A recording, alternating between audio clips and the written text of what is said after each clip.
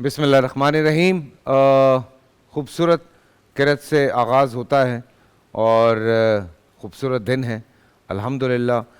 میں آپ ہم سب رمضان کی یہ جو فضیلت ہے اس سے بھرپور فائدہ اٹھانے کی کوشش کر رہے ہیں، اور یہی کوشش ہے کہ اللہ پاک ہم سب کی جو عبادتیں ہیں، جو دعائیں ہیں، ان کو قبول فرمائے۔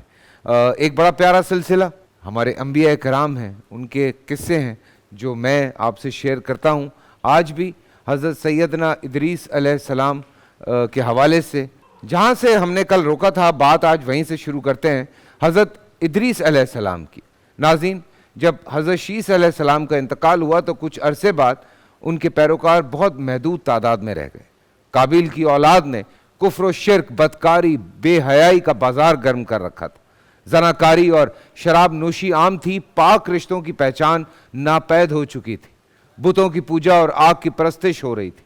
گویا دنیا پر شیطان اور اس کے حواریوں کا راج تھا۔ حضرت آدم علیہ السلام اور حضرت شیس کی قائم کردہ شرعی حدود اور احکامات الہی کو پامال کر رہے تھے۔ یہی وہ وقت تھا جب اللہ تعالیٰ نے اس بگڑی قوم میں ایک نبی مبعوث کرنے کا فیصلہ کیا، اور اس عظیم منصب کے لیے حضرت شیس کی نسل سے حضرت ادریس علیہ السلام کا انتخاب کیا۔ اور حضرت ادریس میں وہ تمام خوبیاں موجود تھیں جو اللہ کے نبی میں ہونی چاہیے۔ آپ حضرت آدم علیہ السلام کے دین کے پیروکار، نہایت عبادت گزار، متقی، پرہیزگار اور انتہائی سچے انسان تھے۔ حضرت ادریس علیہ السلام اللہ تعالیٰ کے تیسرے نبی تھے جو حضرت آدم علیہ السلام اور حضرت شیس علیہ السلام کے بعد نبوت کے جلیل القدر منصب پہ فائز ہوئے۔ مورخین کے مطابق آپ کی ولادت بابل، عراق یا مصر کے شہر منصیف یعنی منصف میں ہوئی۔ آپ کا اصل نام اخنوخ تھا، جبکہ قرآن کریم اور احادیث مبارکہ میں آپ کو ادریس کے نام سے پکارا گیا۔ روایت کے مطابق حضرت ادریس نے دنیا میں لوگوں کو سب سے پہلے پڑھنے لکھنے اور تعلیم حاصل کرنے کا درس دیا، بلکہ اپنی زندگی کا بیشتر حصہ اس درس و تبلیغ میں صرف کیا۔ چنانچہ لوگ آپ کو ادریس یعنی درس دینے والا کہہ کر پکارنے لگے۔ آپ کا شیس علیہ السلام کی 5ویں پشت سے تعلق تھا۔ آپ کا شجرہ نسب یوں ہے: ادریس بن یارو بن مہلال بن کینین بن انوش بن شیس بن ابن آدم علیہ السلام۔ سب سے پہلے قلم سے لکھنا، کپڑے سینا، سلے ہوئے کپڑے پہننا، ہتھیار بنانا، ترازو استعمال کرنا آپ ہی نے شروع کیا۔ آپ کا قرآن پاک میں 2 مرتبہ ذکر آیا ہے۔ سورہ مریم میں اللہ تعالیٰ فرماتے ہیں، اور اس کتاب میں ادریس کا ذکر بھی کیجئے، بے شک وہ بڑے سچے نبی تھے اور ہم نے ان کو بلند رتبے پہ پہنچایا۔ نیز سورہ انبیاء میں اللہ تعالیٰ نے فرمایا، اور اسماعیل اور ادریس اور ذوالفقل کا تذکرہ کیا کرو، یہ سب ثابت قدم رہنے والے لوگوں میں سے تھے۔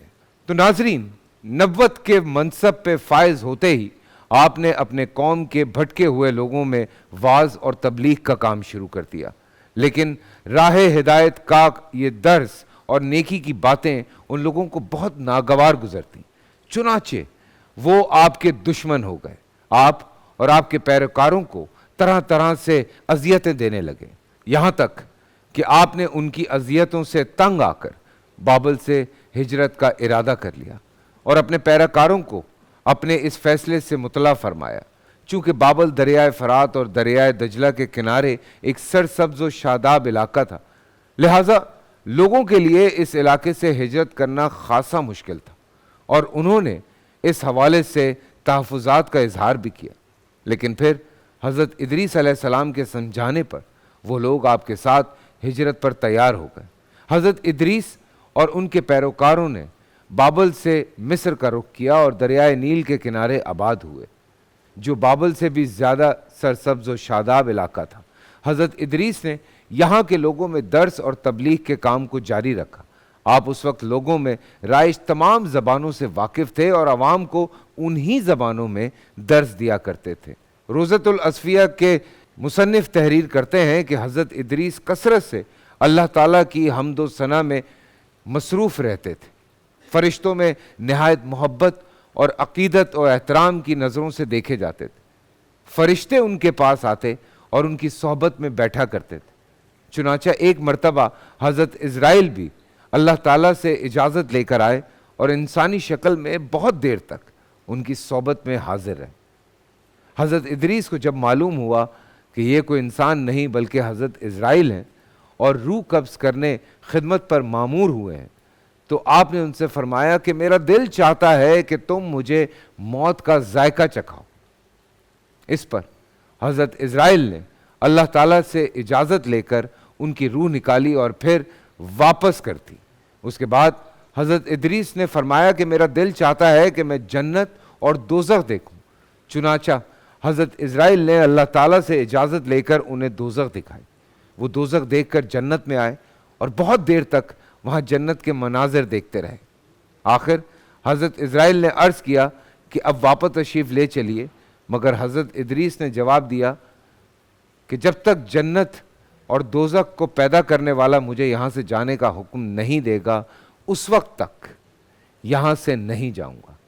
चुनाचे अल्लाह ताला ने एक फ़रिश्ते को मुकर्रर फरमाया कि वो इनके दरमियान फ़ैसला करें।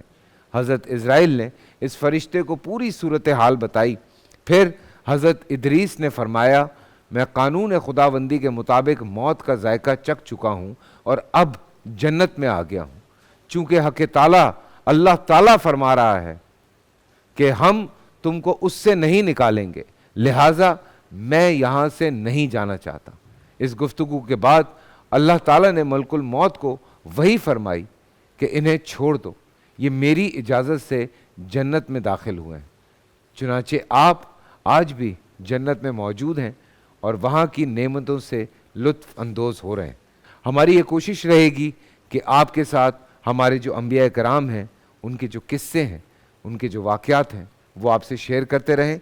बोल एंटरटेनमेंट के शोज देखने के लिए हमारे चैनल को सब्सक्राइब करें और बेल आइकन पर क्लिक करना ना भूलें।